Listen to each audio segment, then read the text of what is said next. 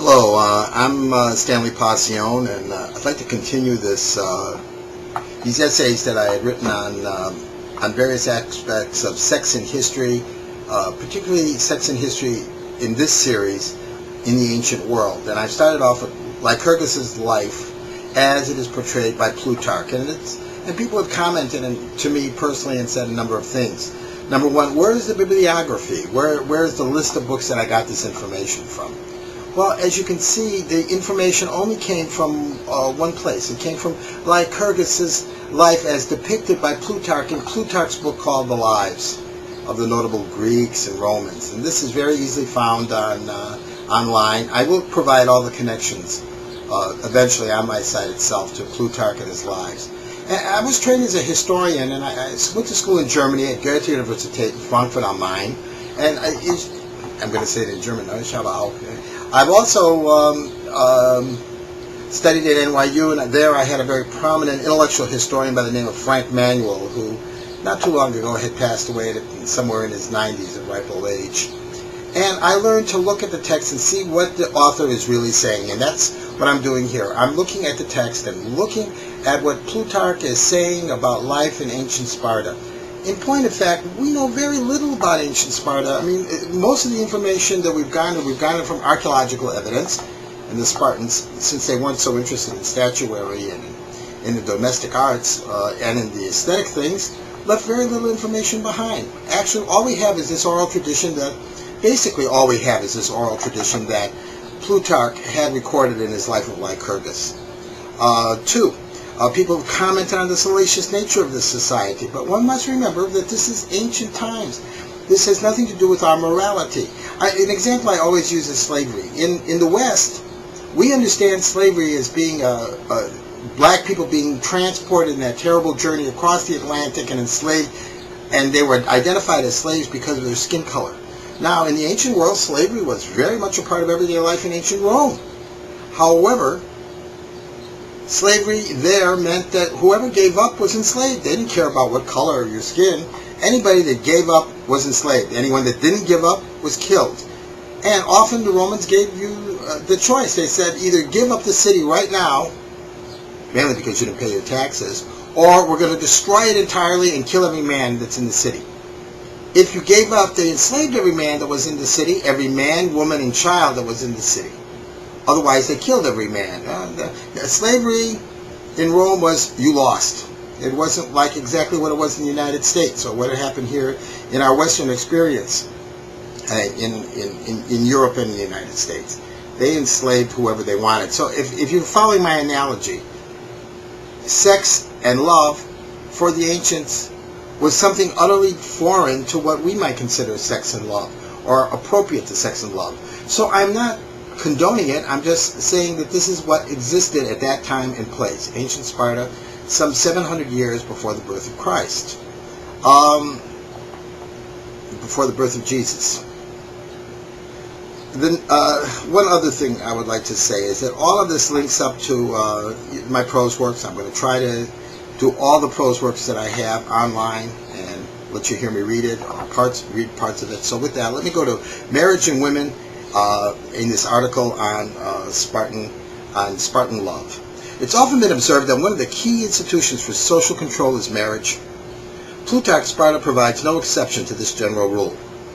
Lycurgus legislated marriage with special gusto, dictating the time, the length, and even the qualification of the marriage partners. In Plutarch's Sparta, the citizen was educated for marriage. The right to love was an acquired property. Men and women learned intimacy by observing the precepts of law.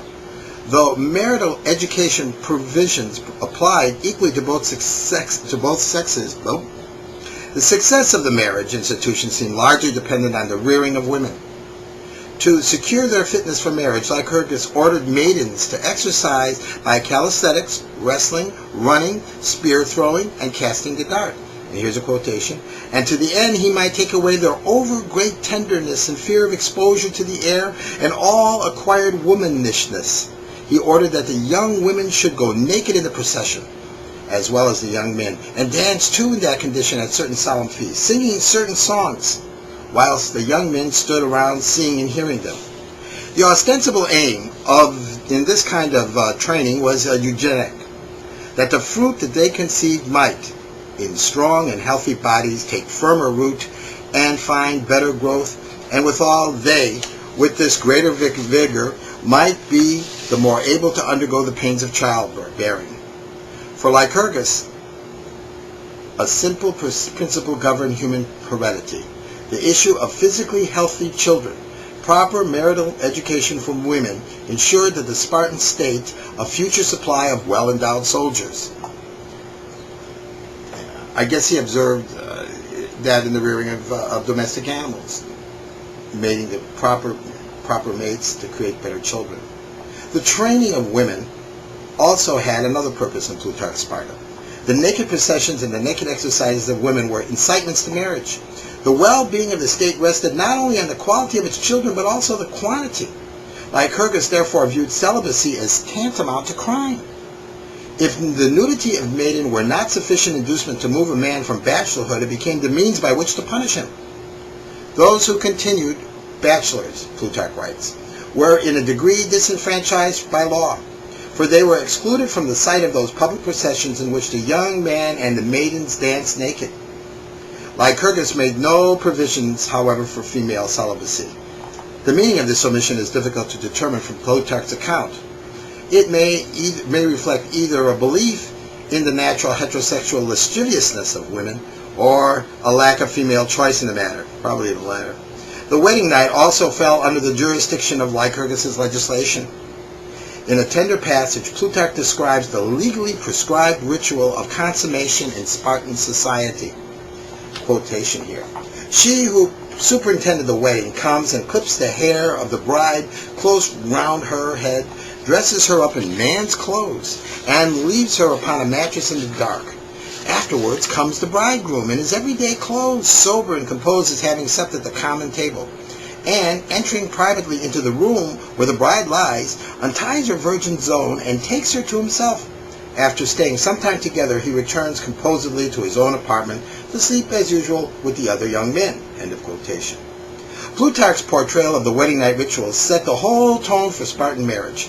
Because the law required military exercises during the day and confinement to barracks at night, relations were difficult and rare. And so he continues to do so, spending his days, this is another quotation, spending his days and his nights with them, the men, visiting his bride in fear and shame with circumspection when he thought he should not be observed. She also, on her part, using her wit to help and find favorable opportunities for their meeting when company was out of the way. The imposition was so severe, Plutarch adds, that a husband would sometimes leave a child by his wife before he ever saw her face by daylight. Lycurgus' reason for imposing this hardship on marriage was, again, the well-being of the commonwealth. Of course, that's all he's ever thinking about, is just the state itself, not individuals. Lycurgus viewed marriage as a delicate institution, easily ruined by too active application. Human emotions, though hotly triggered, were apt to burn themselves out in any permanent relationship. Hence, the good marriage, indeed the utopian one, brought together couples and their bodies healthy and vigorous and their affections fresh and lively, unsated and undulled by easy access and long continuance with each other, while their partings were always early enough to leave behind in each of them some remaining fire and longing of mutual delight. End of quotation there. By allowing marriage to import the fullest measure of the light, Lycurgus preserved the institution's viability. He thereby ensured a constant source of soldiers for the commonwealth, but Lycurgus' restriction of sexual relations also shows a hint of eugenic purpose. Both healthy and vigorous bodies, as well as potent emotions, Plutarch writes, attended the moment of conception. Children who embodied the spark of their original conception was the prime aim of Lycurgus' marriage law for Sparta.